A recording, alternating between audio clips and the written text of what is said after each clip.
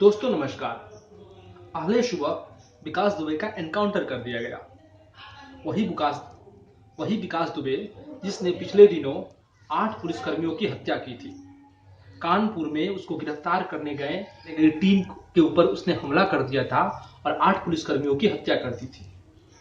दोस्तों, कई लोग विकास दुबे के एनकाउंटर को जायज ठहरा रहे हैं। कई लोगों का कहना है कि इस नरभक्षी का यही उपाय होना चाहिए, इसी तरह से इसे मार देना चाहिए।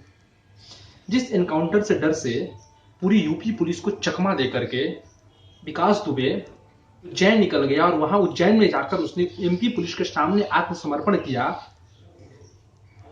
वह डर सच साबित हुआ और आज विकास दुबे की एनकाउंटर कर दी गई। दोस्तों, कई तरह के सवाल हैं।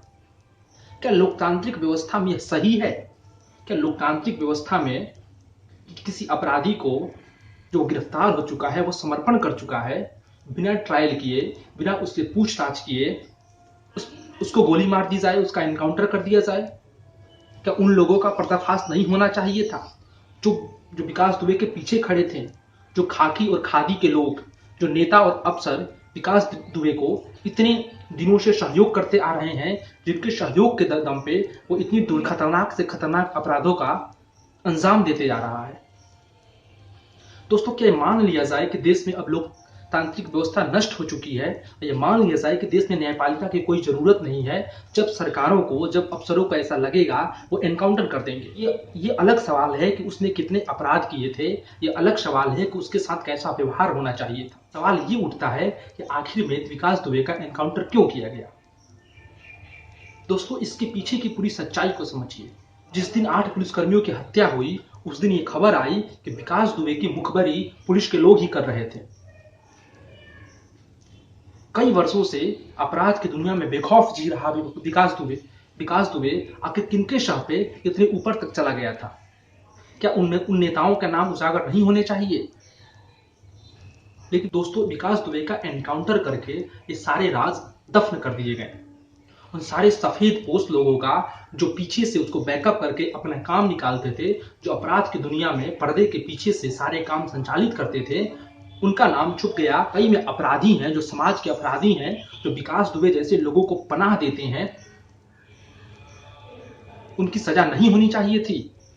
क्या उनका नाम पब्लिक डोमेन में नहीं आएगा? क्या उनको सजा होगी कि नहीं होगी? क्या विकास दुबे से पूछताछ होनी चाहिए थी कि नहीं होनी चाहिए? क्या ये मान लिया जाए कि ये एनकाउंटर सुनियोजित ढंग से उन तमाम नामों को दबाने के लिए किया गया है?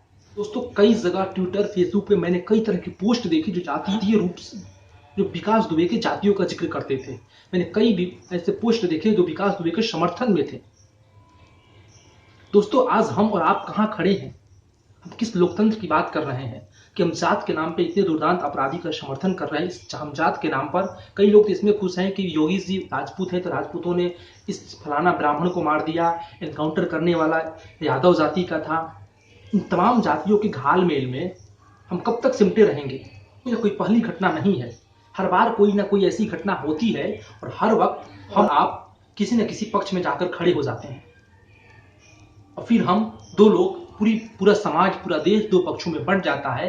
ना कोई तार्किक बात होती है, ना किसी संविधान के आधार पर, कभी जात के आधार पर, कभी गांव के आधार पर, कभी पक्ष के आधार पर, कभी विचारधारा के आधार पर। ऐसी तमाम से घिनौनी हत्याकांडों में, घिनौनी से घिनौनी घटनाओं में हम और आप बंट जाते हैं और फिर अपराधियों को शह मिलता है। हम ऐसे अपराधियों को अपने जात, अपने समाज का प्रतीक मानते हैं। उन्हें हम डॉन, उन्हें हम बादशाह जैसे शब्दों से अलंकृत करते हैं। दोस्तों, रजत शर्मा का ये ट्वीट देखिए। रजत शर्मा इस ट्वीट में सीधे सीधे तौर पे उन विकास दुबे के एनकाउंटर को सही ठहरा रहे हैं। दोस्तों, जिस व्यक्ति को, जो मीडिया जिसको सवाल खड़ा करने के लिए, सिस्टम पे सवाल खड़ा करने के लिए, लोकतंत्र को बहाल करने की जिम्मेवारी मिली है, वह मीडिया आज एक आम जनता की तरह, पक्ष विपक्ष की तरह खड़ा होकर इस फेक एनकाउंटर कहें या सुनियोजित तरीके से किए हुए एनकाउंटर को, सारे राज दफन करने के लिए किए गए एनकाउंटर को सही ठहरा रहा है। तो दोस्तों, फिर यह दौर आ जाता है कि हम और आप इस लोकतांत्रिक व्यवस्था को, पिलपिलाई हुई लोकतांत्रिक व्यवस्था को सुदृढ़ करने के लिए सोचे, आगे आए। दोस्तों, वो कितना जघन्य अपराधी था, उसने कितना दुर्दांत अपराधी था, उसने कैसे कैसे हत्याएं की थी, कितनी मांगे उजाड़ी थी, कितनी गोदे सूनों की थी। ये सवाल हैं लेकिन इसके अलावा और कई सवाल हैं जिसको दफन करने के लिए उसका एनकाउंटर कर दिया गया। विकास दुबे को पुलिस के सुनियोजित तरीके से कहें या पुलिस जो भी आरोप लगा रही है उनका एनकाउंटर कर दिया गया। अगर विकास दुबे इतना खौफनाक अपराधी था तो उसको हथकड़ी नहीं पहनाई गई थी, या अन्य तरह की जो और उनको सुरक्षा के साथ क्यों नहीं लाया गया? क्योंकि दोस्तों ये सुनिए, एनकाउंटर उन तमाम सफेद पोशों को बचाने के लिए किया गया है जो इसके पीछे थे। सरकार पलटने से पहले, सरकार गिरने से पहले, सरकार पलटने से पहले गाड़ी पलटा दी गई। तो 2 दिन 4 दिन ट्विटर पर हल्ला होगा, लोग मीडिया इस पर सवाल करेगी, कई मीडिया नहीं करेगी, कई मीडिया इसके पक्ष में बोलेगी, लेकिन कुछ दिनों बाद फिर हम और आप शांत हो जाएंगे, देश शांत हो जाएगा, फिर हम चलने पड़ेंगे इसी पिलपिली लोकतंत्र के साथ किसी और दिशा में। फिर कोई नया एनकाउंटर होगा, फिर इस तरह की कोई नई घटनाएं होंगी, कोई नया अपराधी पनपेगा, क्योंकि वो सफेद लोग जो अपराधियों को पाल रहे हैं, वो अफसर इतने दिनों से विकास दुबे को संरक्षण दे रहे थे, वो अफसर फिर से बचे रह जाएंगे और वो अपने काम निकालने के लिए, अपने काम साधने के लिए वो फिर से एक नए अपराधी को मौका देंगे, एक नए अपराधी पालेंगे और फिर कई तरह के अपराधी आपको मिलेंगे। आखिर इतनी जल्दीबाजी क्या थी एनकाउंटर की? इसके सारे साथियों का एनकाउंटर कर दिया गया, जबकि उनको गिरफ्तार करके एनकाउंटर किया गया और सब पे यही इल्जाम लगाए कि उन्होंने पुलिस की रिवॉल्वर छीनकर भागने की कोशिश की और उन्हें मार दिया गया। बिल्कुल फिल्मी स्टाइल में। फिल्म में वास्तविकता हो या ना हो, लेकिन वास्तविकता में फिल्म घुसेड़ दी जा रही है और इसी घुसेड़ने के चक्कर से लोकतंत्र से लोगों को बाहर निकाल कर फेंक दिया गया है। दोस्तों याद कीजिए उन तमाम आतंकवादियों की फेहरिस्त जिसने देश पे जघन्य से जघन्य हमले किए, लेकिन फिर भी उनको एक ट्रायल के तहत फांसी दी गई, चाहे उन्हें जो भी सजा दी गई एक ट्रायल के तहत, कानूनी प्रक्रिया के तहत। आखिर ऐसा क्यों किया गया? पुलिस चाहती तो उस वक्त भी एनकाउंटर कर दी सकती थी, लेकिन उनके पीछे कौन है, उनके हमले की योजना क्या थी, आखिर ये साजिश क्यों रची गई, उनके हमले का उद्देश्य क्या था, उनके अलावा कौन कौन लोग हैं। कई पुलिस वालों ने अपनी जान गंवाकर इस तमाम सवालों के जवाब के लिए उन्हें जिंदा पकड़ती है, उनसे पूछताछ करती है और कानूनी ट्रायल के तहत उनको सजा दी जाती है। ये इसलिए नहीं किया जाता है कि कानून की आतंकवादियों से लोग प्रेम करते हैं और इनसे प्रेम नहीं था।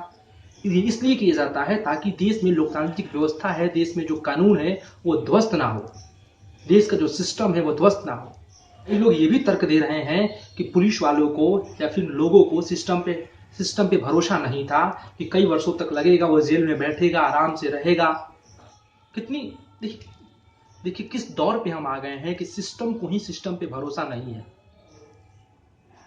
सरकार को एनकाउंटर करवाने से पहले, पुलिस वालों को एनकाउंटर करवाने से पहले सरकार ये कानून क्यों नहीं बनाती कि ऐसे अपराधी जो होंगे, जिसने जघन्य अपराध किए होंगे, जिस पे 5, 10 या 15 से ज्यादा मुकदमे दर्ज होंगे, उनके लिए स्पीडी ट्रायल होगा, उनको जल्द से जल्द फांसी की सजा या फिर अन्य सजाएं दी जाएगी, जो भी सजा उनके लिए मुमकिन होगा वो सजाएं दी जाएगी।